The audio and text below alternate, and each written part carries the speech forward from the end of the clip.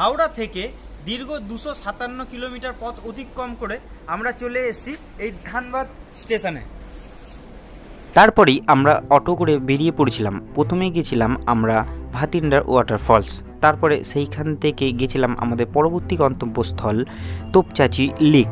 কিন্তু মাঝপথে আমাদের সঙ্গে এমন কি হয়েছিল যার জন্য আমরা সেই অটো ছেড়ে দিয়ে আমরা প্রথমে ট্র্যাক্টর এবং তারপরে অন্যান্য ট্রান্সপোর্টে করে আমাদের ট্যুর কমপ্লিট করেছিলাম। তো পুরো ডিটেলসে শোনাবো আপনাদেরকে এই গল্প, আর তার সঙ্গে থাকবে কিছু টিপস অ্যান্ড ট্রিক্স যেটা আগে ইউটিউবে আপনাদেরকে কেউ কখনো বলেনি।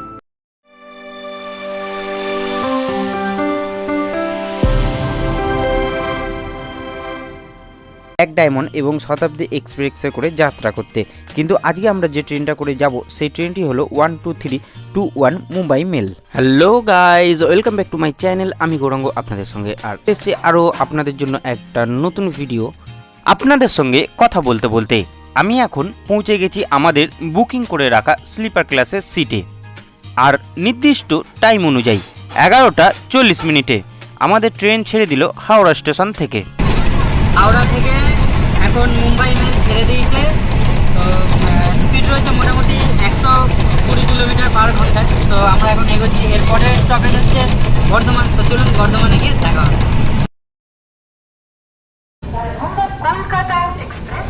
এখন প্রায় 1:07। তো প্রায় আধ ঘন্টা লেট করে ট্রেন বর্ধমান থেকে বেরোচ্ছে।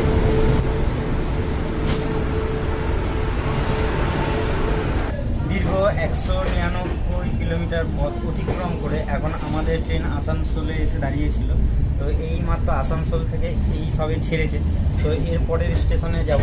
তো এরমই কিছু স্টেশন এক এক করে পার করতে থাকবে মুম্বাই মেল।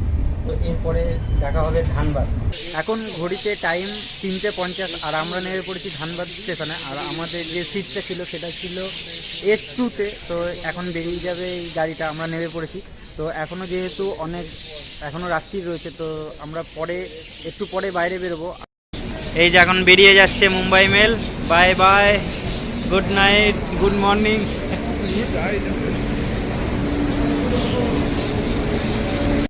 আজকে এই ভিডিওতে আমার সঙ্গে রয়েছে প্রসেনজিৎ দাস, অর্ঘ গৌতম আর আমার ওয়াইফ মৌসুমী মণ্ডল। আমাদের এই ট্যুর টোটাল 3 দিন 2 রাত্রির ব্যাপার। আজকে তার প্রথম দিন, আর এখন আমরা চলে এসেছি ধানবাদ স্টেশনের বাইরে। এখান থেকে কিছু প্রথমে খেয়ে নেব, তারপরে বেরিয়ে পড়বো আমাদের কন্ট্যাক্ট করা অটোওয়ালা চলে এলে তার সাথে। স্টেশন থেকে বেরোলেই এইদিকে পেয়ে যাবেন ট্যাক্সি স্ট্যান্ড, আর এই দিকে পড়বে অটো বা এরা হিন্দিতে টেম্পো বলে সেই স্ট্যান্ড। তো আপনারা যেটা ভাড়া করতে চাইবেন সেটাই পেয়ে যাবেন। অর্ঘ এখন খাচ্ছে পুরি সবজি, 4টে 20 টাকা। তাই তো অর্ঘ, কিরম খাচ্ছে বলো? ভালো, ঠিক আছে চলো। সকালবেলা ব্রেকফাস্ট করার পর আমরা চেপে বসলাম আমাদের বুকিং করে রাখা অটোতে। তবে স্ট্যান্ড থেকে তোলার সময় অটোওয়ালা আমাদের কাছ থেকে 20 টাকা পার্কিং চার্জ নিয়ে নিয়েছিল। আপনারা অবশ্যই কমেন্টে জানাবেন এই পার্কিং চার্জটা কি লাগে। তবে যাই হোক, আমরা তারপরে অটোতে চেপে চারিদিকে সুন্দর দৃশ্য দেখতে দেখতে পৌঁছে গেলাম ভাতিন্ডা ওয়াটারফলস। ভাতিন্ডা ওয়াটারফলসে পৌঁছাতেই দেখি খুব সুন্দর মেলা বসেছে। যেহেতু আমরা খুব সকালে পৌঁছে গেছিলাম তাই সব কিছু বন্ধ ছিল। তবে চলুন ভাতিন্ডা ওয়াটারফলসে যাব এবং অবশ্যই এনজয় করব সেই জায়গাটা। তো আজকে আমাদের প্রথম গন্তব্যস্থল হলো ধানবাদের। এখানে হচ্ছে ভাতিন্ডা ওয়াটারফলস। তো আমরা সেখানে আজকে চলে এসেছি এবং দেখাবো সেই জায়গাটা আপনাদের। আর এখানে অবশ্যই আমি বারবার একটা জিনিস সবাইকার কাছে রিকোয়েস্ট করব যে যারা এখানে পিকনিক করতে আসছেন অবশ্যই স্পটটিকে নোংরা করবেন না, কারণ এখানে প্রচণ্ড পরিমাণে নোংরা করা হয়েছে। তো চলুন, দেখে ব্যাপারটা খারাপ লাগলো, তো করবেন না এই জায়গাটা।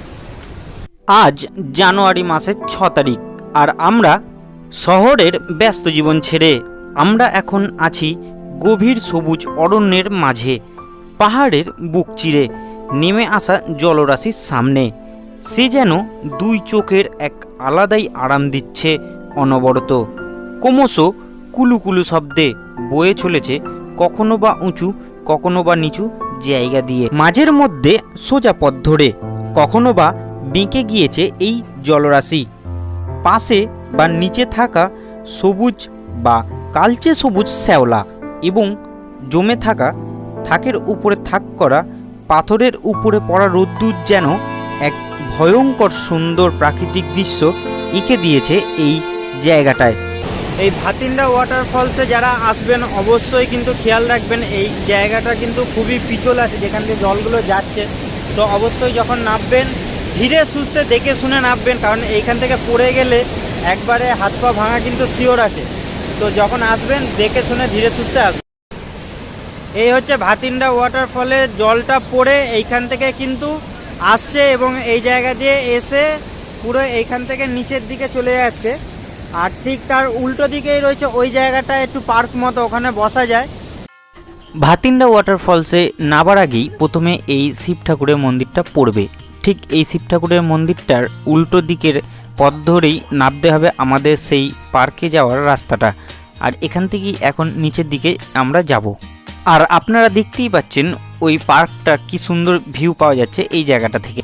তো আমরা এখন চলে এসেছি সেই পার্কের ভিতরে। আর দেখতেই পাচ্ছেন কি সুন্দর ব্যাঙের ছাতা, নীল লাল এবং নানান রকম কালার দিয়ে রং করা রয়েছে, বেশ সুন্দরই লাগছে জায়গাটা। এখানে বন্ধুদের সাথে কিংবা নিজের প্রিয় মানুষের সাথে কিন্তু একটু টাইম কাটানোই যেতে পারে, তাতে মন্দ হবে না। যারা এই তোপচাচি লেক বা এই তোপচাচি লেকের মতো জায়গাগুলোতে ঘুরতে আসছো, অবশ্যই তাদের কাছে অনুরোধ রইল তোমরা এই জায়গাগুলোকে দয়া করে নোংরা করো না। তবে এই পার্কে প্রবেশ করার পর আমি কিন্তু একটু হতাশ হয়ে গেছিলাম, কারণ চারিদিকে যে পরিমাণে নোংরা আমি দেখতে পাচ্ছিলাম, বসার জায়গাটুকুও আমি পাচ্ছিলাম না।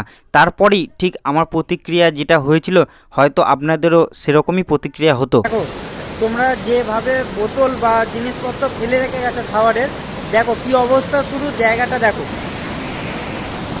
দেখেছো? দেখো তোমরা ফেলে গেছে, ফ্লো যাচ্ছে, ফ্লোর মাঝখানে দেখো কিরমভাবে আটকে আছে। প্লাস এইদিকে দেখো তোমাদের পিকনিক করার ফলে উপরটা দেখো, পুরো উপরটায় নোংরায় ভর্তি, দেখেছো? পুরো উপরে বসার যে জায়গাগুলো সেই জায়গাগুলো পর্যন্ত নোংরা রয়েছে। তো তোমরা, আমার প্রশ্ন, যারা এখানে পিকনিক করতে আসো, তোমরা কি বাড়িতেও এরমভাবে নোংরা করে রাখো? তো যদি না নোংরা করে থাকো তাহলে এই জায়গাগুলো এরমভাবে কেন নোংরা করেছো?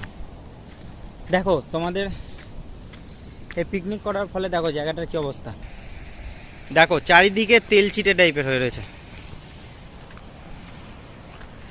বলো যারা আসবে তারা কোথায় বসবে?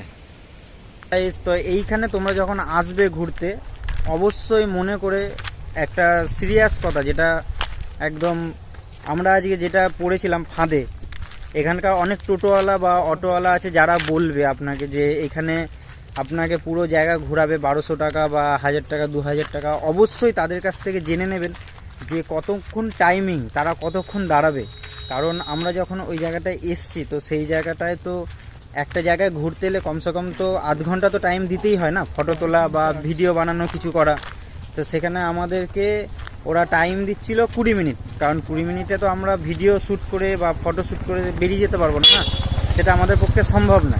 তো এই জিনিসটা অবশ্যই রাখবেন, যার ফলে আজকে আমার টোটোওয়ালা বা অটোওয়ালার সঙ্গে ঝগড়া হয়ে গেছে।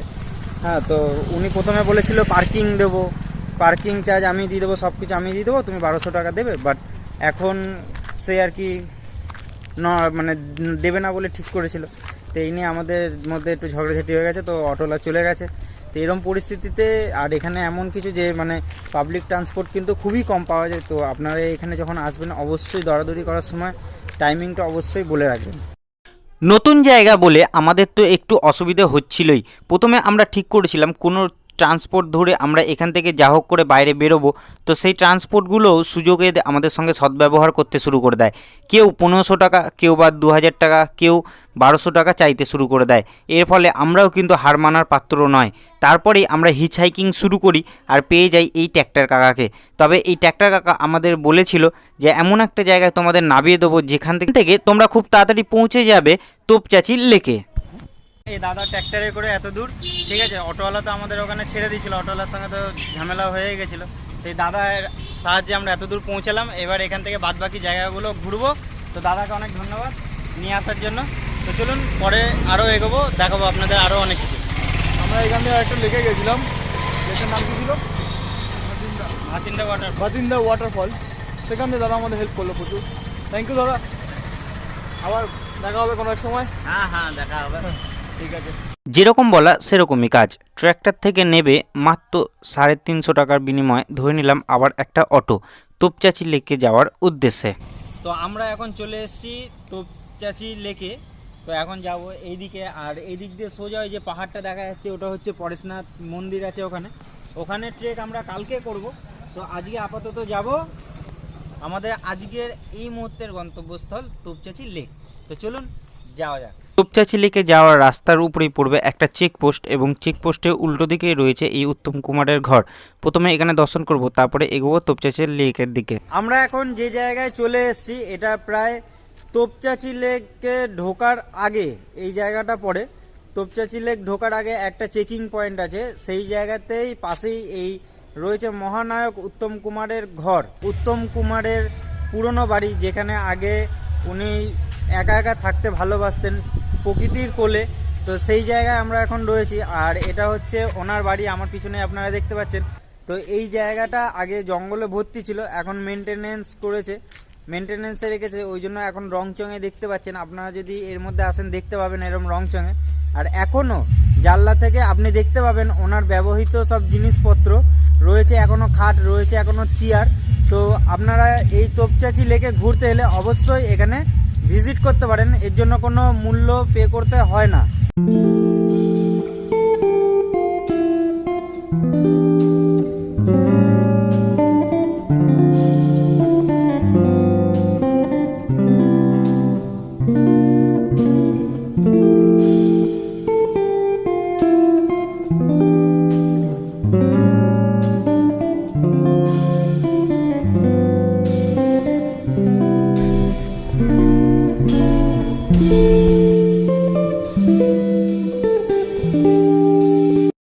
আমরা এখন এদিক দিয়ে এলাম, আর এখন উঠবো এই যে সোজা এসে তোপচাচি লেক এটা, আর এর ঠিক পাশেই রয়েছে এইখানটায় মন্দির। তো এই মন্দিরটা প্রথমে দর্শন করব, তারপরে যাব তোপচাচি লেকের দিকে।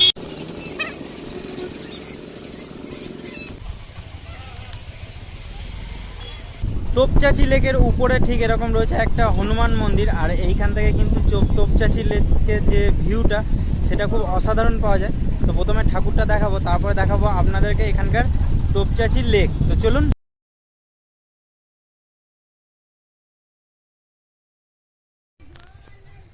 আর ঠিক ওই মন্দিরটার ঠিক পিছন দিক দিয়ে আরেকটা রাস্তা নেমে গেছে, এখানে রয়েছে এরকম একটা শিব মন্দির, আর শিব মন্দিরের পিছনে কিন্তু রয়েছে একটা খুব সুন্দর অসাধারণ পাহাড়ের ভিউ। আমরা এখন রয়েছি তোপচাচি লেক, এবং এই জায়গায় যে ভিউটা খুব সুন্দর ভিউ পেয়েছি, তো সেই জায়গাটা অবশ্যই দেখাবো আপনাদের। তো চলুন সামনে।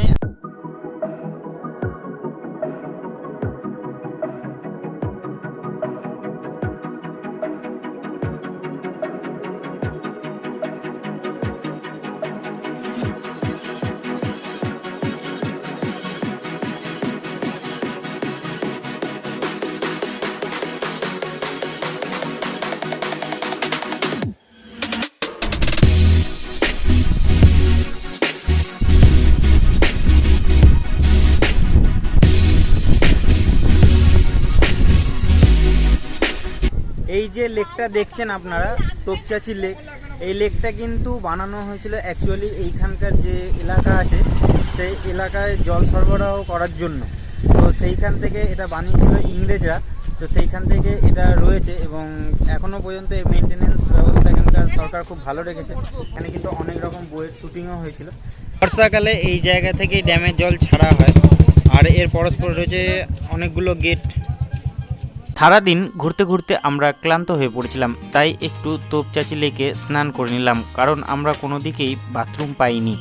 তো আপনারা এখানে নামবেন না, কারণ এটি প্রচণ্ড পরিমাণে গভীর, বিপদ ঘটতে পারে। আপনারা যারা ভাবছেন যে ধানবাদ ট্যুর করার পর আপনারা চলে যাবেন পরের দিন পরেশনাথ, তাদের জন্য এই টিপসটা। আপনারা টোটাল ধানবাদ ট্যুর করার পর যখন লাস্টে এই তোপচাচি লেকে আপনাদেরকে নিয়ে আসবে অটোওয়ালা, আপনারা এই তোপচাচি লেকেই নেমে পড়বেন। এখান থেকে সোজা বাইরে বেরোবেন আর বলবেন আমি তোপচাচি মোড়ে যাব।